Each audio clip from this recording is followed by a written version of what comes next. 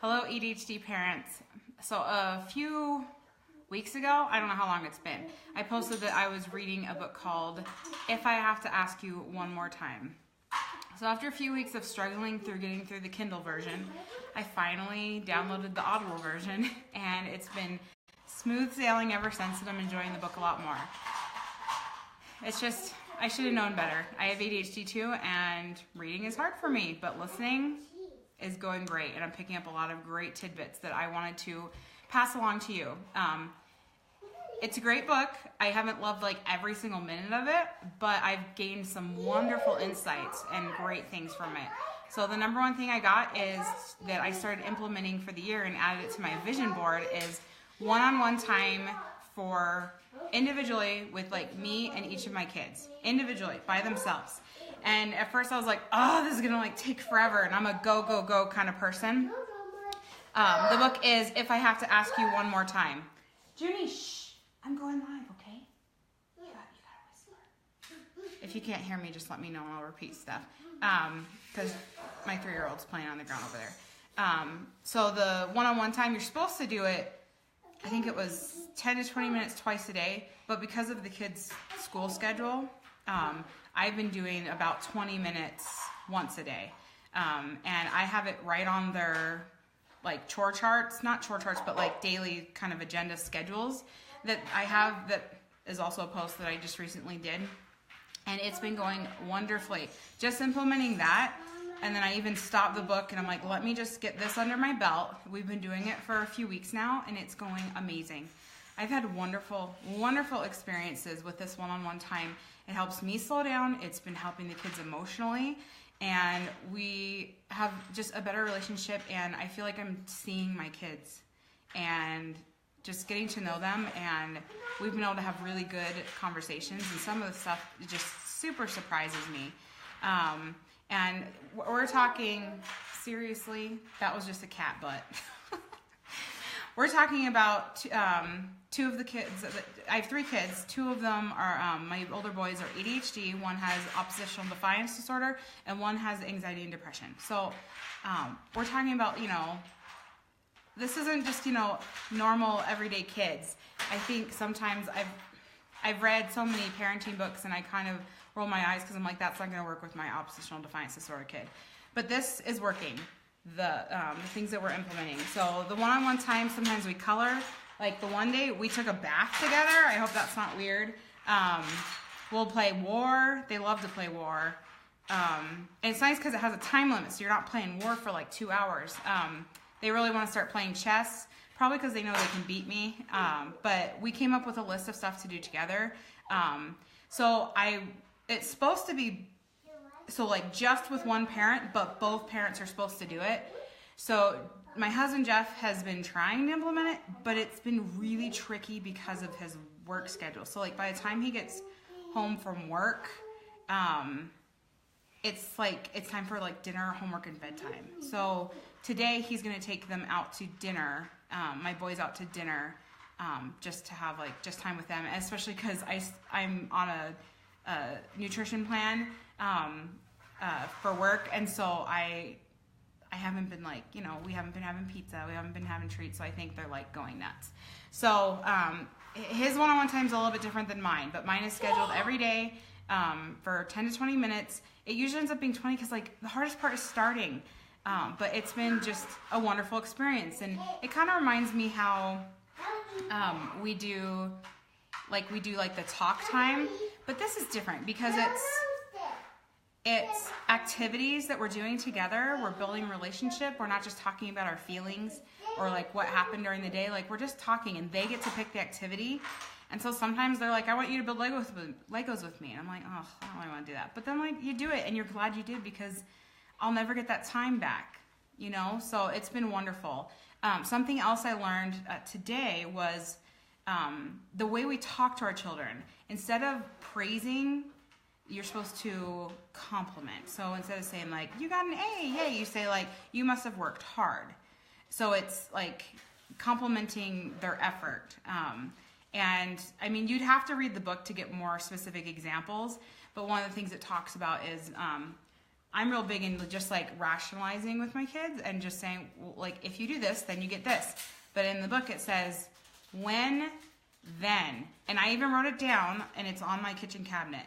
When, ... then, ... So an example would be, like this morning I used it.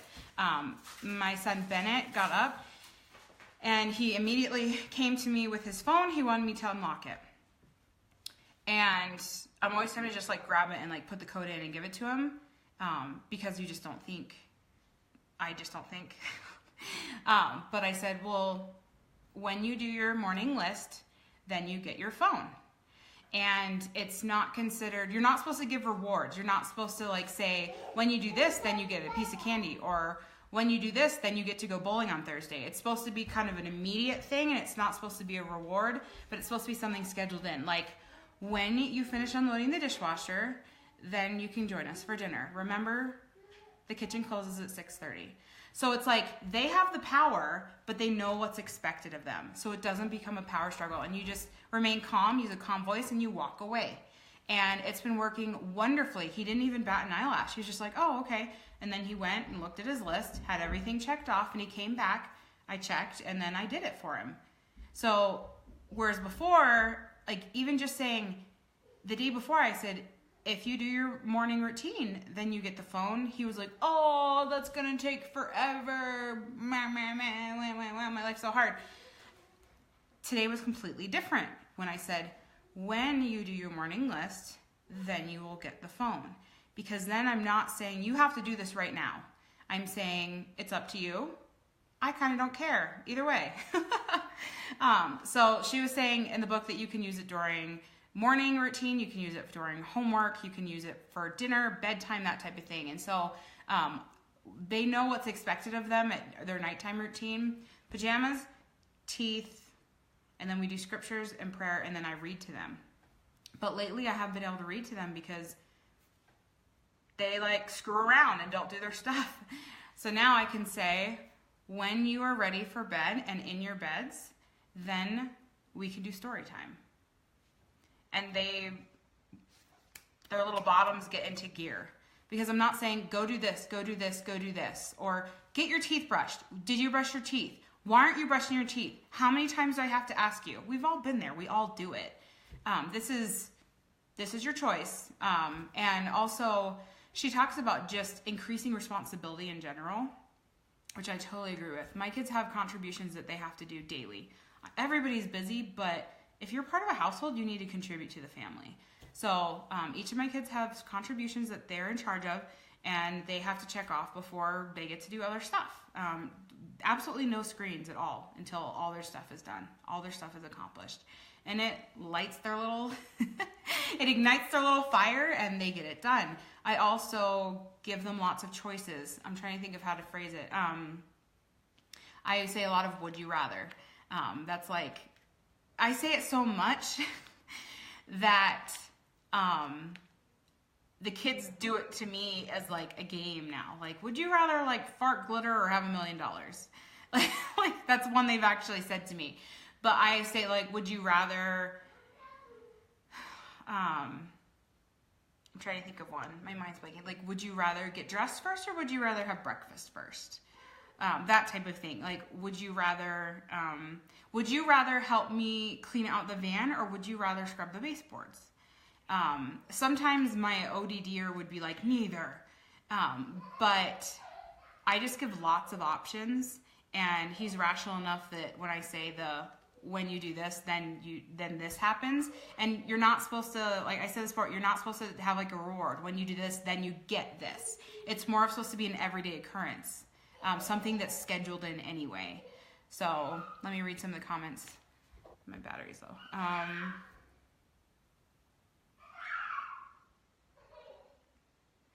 Well, and that's why it's supposed to be like, it doesn't matter. You act like it doesn't matter to you. And so like, it's okay if he goes to dinner, if he goes to bed without eating dinner. It might not matter to him. Maybe he's not that hungry. Maybe he got into some snacks earlier. And so it talks about like how to make the when then statements effective. Part of it is having a very set routine and scheduling in fun things Just like Tiffany, the other day you said, when you calm down, then you can join us for the movie. And then he made the choice to come down on his own because it was no skin off your back if he doesn't come down and join the movie. Does that make sense? So this does work with ODD, or sometimes they're completely irrational when they are in the moment. But when you're saying when then, it's kind of their own timeline a little bit. And sometimes they just have to have the consequences. Oh, I'm so sorry you didn't make it. The kitchen closes at 6:30.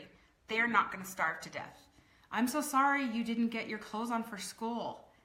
You're going to have to go to school in your pajamas. They're not going to die. No one's going to call CPS on you. Like, we need to let our kids have consequences for their actions. So lots of choices, also increased responsibility, and just these like little changes. And I'm not perfect at it. I'm still learning. But just changing my statement from my if then to when then was huge, which you'd think it wouldn't make that much of a difference. It's 2 letters extra, but it makes a huge difference. And so I highly recommend the book. I mean, I like it because it also gives you examples, and I'm not even all the way through with it, but I wanted to give you an update so you know I hadn't forgotten about it. But so mommy special time, when then statements, increased responsibilities, a really good routine and schedule, and lots of choices, and just setting kids up for success. One of the things it mentioned as an example was like kids can get themselves dressed in the morning. Kids can pick out their own clothes, and if you're really worried about them matching, then maybe you should fold the outfits together and put them in their drawer, because then they still get to pick, but they can pick an outfit already, or hanging stuff at their level so that they can put their own clothes away, and getting rid of out of season clothes out of their drawers. Like if you're like sick of your kid coming down in like a mini skirt or in shorts during the winter, take away the mini skirt and the shorts. Just stuff like that, just setting them up for success. If they're having trouble with their room, on Saturday as a family we cleaned up the boys' room because it just had gotten so bad, and then the boys were so overwhelmed they didn't know where to start. So I sat in there with them and we got rid of 2 trash bags of trash. Just little things. They're kind of like raccoons. They like to collect things and put it in their room, and literally like trash, and it was dry trash. And then a whole bag of toys that they wanted to donate, and their room hasn't gotten messy since. And one of their routine schedules on their list, their checklist now, is tidy up room. I didn't say clean room. I just said tidy up room. I just expect them to spend a little bit of time every day tidying up their room. So just setting them up for success, building a good routine, that type of thing. And so I highly recommend the book. Once again, it's If I Have to Ask You One More Time. And it even has you take some quizzes in the beginning about like what type of parent you are. And that was really eye-opening for me because of like how my brain works, and I'm a checklist person. I was doing that with my kids, like do this, do this, do this, do this, do this. So they were just becoming my gophers, and then I was getting frustrated when they weren't hearing anything I was saying, and now they're just sweeter with me, and our relationship is better, and we have more peace in our home. It's worth the read to me, in my opinion. So I wonder if I have any more questions. Well, and Tiffany, I might be able to, I'm not sure if I can send it to you or not.